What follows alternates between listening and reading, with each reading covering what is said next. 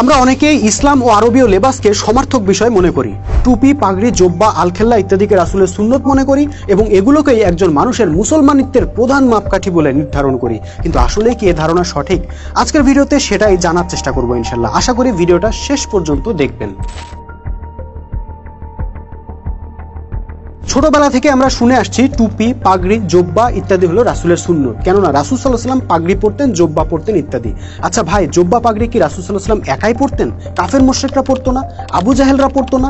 জোব্বা পাগড়ি যেহেতু আরবের পোশাক, তাই আরবে জন্ম নেওয়া ইহুদি, খ্রিস্টান, পৌত্তলিক সকলেই তো জোব্বা পাগড়ি পরতো।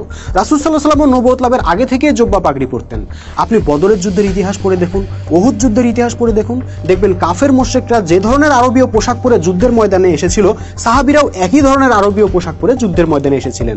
মুসলমান হবার কারণে সাহাবীরা ভিন্ন পোশাক পরেছেন এমন কিছু কিন্তু ঘটে নাই। তাহলে পোশাক আশাক কি রাসূলের সুন্নত হতে পারে? ভাই, সুন্নত মানে কি সেটা আগে বুঝতে হবে। সুন্নাহ শব্দের অর্থ হচ্ছে রীতি, নীতি, কর্মপদ্ধতি। অর্থাৎ রাসূল সাল্লাল্লাহু আলাইহি ওয়াসাল্লাম আল্লাহর দেওয়া জীবন ব্যবস্থাকে প্রতিষ্ঠা করতে গিয়ে যেসব রীতি, নীতি, পদ্ধতি অবলম্বন করেছেন সেগুলো হলো আমাদের জন্য রাসূলের সুন্নাহ। যেমন তিনি দিন প্রতিষ্ঠার জন্য সারাটা জীবন জেহাদ ও কেতাল চালিয়ে গেছেন। মাত্র 9 বছরে 78টা যুদ্ধ করেছেন। সুতরাং এই জেহাদ ও কেতাল হলো রাসূলের সুন্নাহ, যে ব্যাপারে আল্লাহ রাসূল বলেছেন যে আমার সুন্নাহ ছেড়ে দিল সে আমার কেউ নয়। কিন্তু বর্তমানে আমরা সেই সুন্নাহ ছেড়ে দিয়ে টুপি, পাগড়ি, জোব্বাকে সুন্নাহ মনে করছি। না ভাই, আরবীয় লেবাস কারো মুসলমানিত্বের মাপকাঠি নয়। কোন জাতি মোমেন কিনা তা চেনার উপায় হলো তারা একমাত্র আল্লাহকে হুকুমদাতা হিসেবে স্বীকার করে কিনা। মুসলিম কিনা তা চেনার উপায় হলো আল্লাহর বিধান দিয়ে তাদের সমষ্টিগত জীবন চলে কিনা। আর উম্মতে মুহাম্মদী কিনা তা চেনার উপায় হলো আল্লাহর রাস্তায় জিহাদে নিয়োজিত থাকে কিনা। কোনোটাই পোশাক আশাকের বিষয় নয়। সুতরাং পোশাক দেখে কারো মুসলমানিত্ব নির্ণয়ের উপায় নাই। এই যে অনেকে মাঝে মাঝে বলে থাকে তোমার 3.5 হাত শরীরেই তো মিয়া ইসলাম প্রতিষ্ঠিত নাই, এর মানে তারা লেবাসকেই ইসলামের পরিচয় মনে করে। অথচ ইসলাম হলো একটা জীবন ব্যবস্থা। যেমন পুঁজিবাদী গণতন্ত্র একটা জীবন ব্যবস্থা, সমাজতন্ত্র একটা জীবন ব্যবস্থা, তেমনি ইসলামও একটা জীবন ব্যবস্থা। কেউ যদি বলে তোমার 3.5 হাত শরীরেই তো সমাজতন্ত্র নাই, কথাটা কি হাস্যকর হয় না? তেমনি কেউ যদি বলে তোমার 3.5 হাত শরীরেই তো গণতন্ত্র নাই, কেমন শোনায় বলুন তো? ইসলামের ক্ষেত্রেও বিষয়টা তেমনই। প্রশ্ন আসতে পারে তাহলে কি ইসলামের লেবাসের কোনো জায়গাই নাই? না, সেটা কিন্তু আমি বলছি না। দেখুন, ইসলাম চায় মোমেনরা উন্নত, ভদ্র, সভ্য, আধুনিক ও স্মার্ট উম্মাহ হিসেবে মাথা উঁচু করে দাঁড়াবে। একটা স্মার্ট জাতির সবকিছুর মতো পোশাক আশাকও হবে স্মার্ট, শালীন, ভদ্র।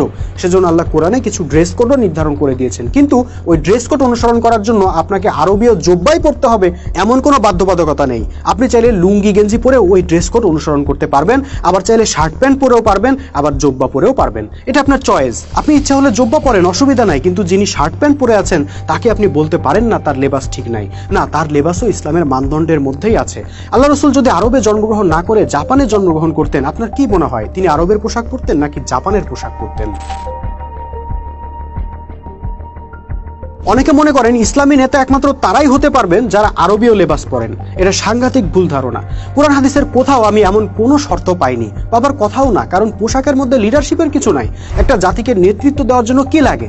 চরিত্র লাগে, সাহস লাগে, নেতৃত্বের গুণাবলী লাগে, কুরবানি দেওয়ার মানসিকতা লাগে, ডেডিকেশন লাগে ইত্যাদি। ভাই, আরবীয় লেবাস পরলেই যদি নেতৃত্বের গুণাবলী চলে আসতো তাহলে আজকের আরব শেখদেরকে ইসরায়েলের কাছে বেইজ্জতি হইতে হতো না। এখন প্রশ্ন হলো তাহলে কি আরবীয় লেবাসের কোনোই মাহাত্ম্য নাই? আছে। যেহেতু আল্লাহর রাসূল আরবে জন্মগ্রহণ করেছেন ও আরবীয় পোশাক পরিধান করেছেন, সুতরাং তার প্রতি ভালোবাসা থেকে আপনি যদি আরবীয় লেবাস পরিধান করেন, এটা আপনার ভালোবাসার হৃদ্যতার বহিঃপ্রকাশ হবে এবং এই ভালোবাসার পুরস্কারও আপনি আল্লাহর কাছ থেকে পাবেন। কিন্তু ভাই, সেটাকে আপনি অন্যদের উপর জোর করে চাপিয়ে দিতে পারেন না। আমাদের আঞ্চলিক পোশাককে খারিজ করে দিতে পারেন না। বাংলাদেশের মানুষের সংস্কৃতি মোতাবেক বাংলাদেশের মানুষ পোশাক পরবে, এটাকে বিরূপ নজরে দেখার তো কিছু নাই। এদেশের কৃষকরা হাঁটু সমান কাদা পানিতে নেমে ধানের চারা রোপণ করেন, এটা কি জোব্বা পরে করা সম্ভব? না, সম্ভব নয়। তারা একটা গেঞ্জি পরে আর লুঙ্গি পরে সেই লুঙ্গিটাকে কাঁচা মেরে কাদা পানিতে নেমে কাজ করেন।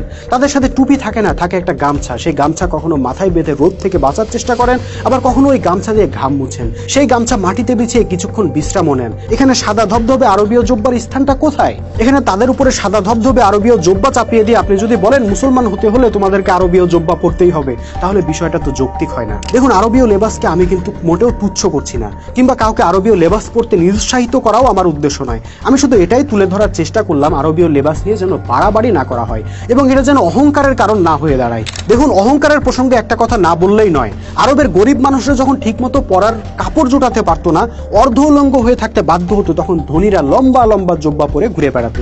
তাদের পোশাকের একটা অংশ মাটিতে লেপ্টে থাকতো, আর এই লম্বা পোশাক নিয়ে তারা গর্ব করে বেড়াতো।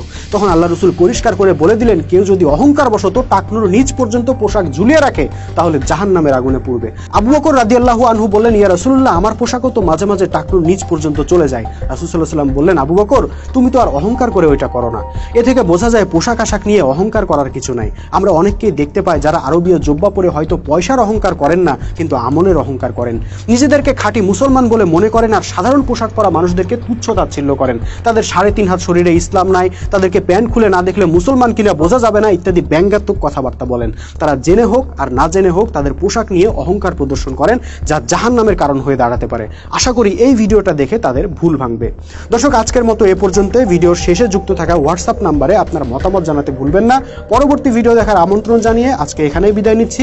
সবাইকে আল্লাহ হাফেজ, সালামু আলাইকুম ওয়া রাহমাতুল্লাহি ওয়া বারাকাতুহু।